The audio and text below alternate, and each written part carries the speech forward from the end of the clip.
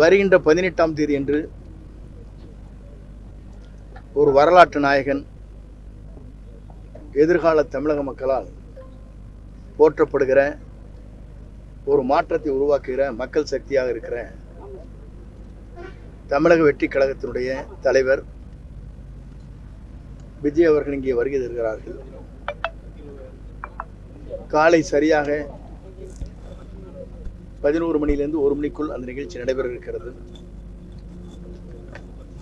அதற்கான ஏற்பாடுகளை நாங்கள் அனைவரும் சீரோடும் சிறப்போடும்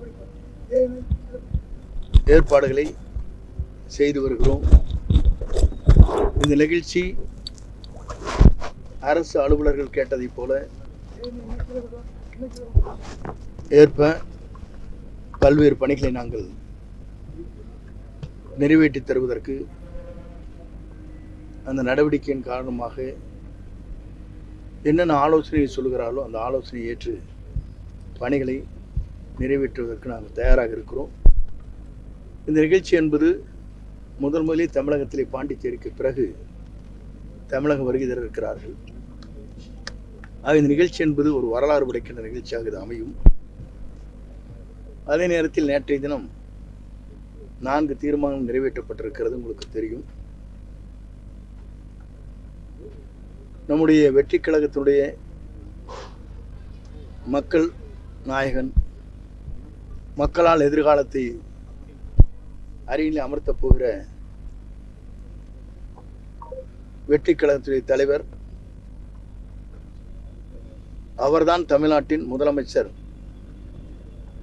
என்பதை ஏற்றுக்கொண்டு எந்த இயக்கத்தை சார்ந்தவர்களாக இருந்தாலும் வருவதற்கு நாங்கள் அவர்களை அத்தனை பேரையும் அன்போடு அரவணைத்து செல்வதற்கு தீர்மானங்கள் நிறைவேற்றப்பட்டிருக்கிறது, தெளிவுபடுத்தப்பட்டிருக்கிறது. அவர்தான் தமிழ்நாட்டின் முதலமைச்சர் என்ற முறையில் கூட்டணிகள் வருகின்றவர்களை வரவேற்கிறோம். அதே நேரத்தில் யாரை கூட்டணியில் வைத்துக் கொள்ள வேண்டும் என்பதை தலைவர் அவர்கள் முடிவு செய்வார்.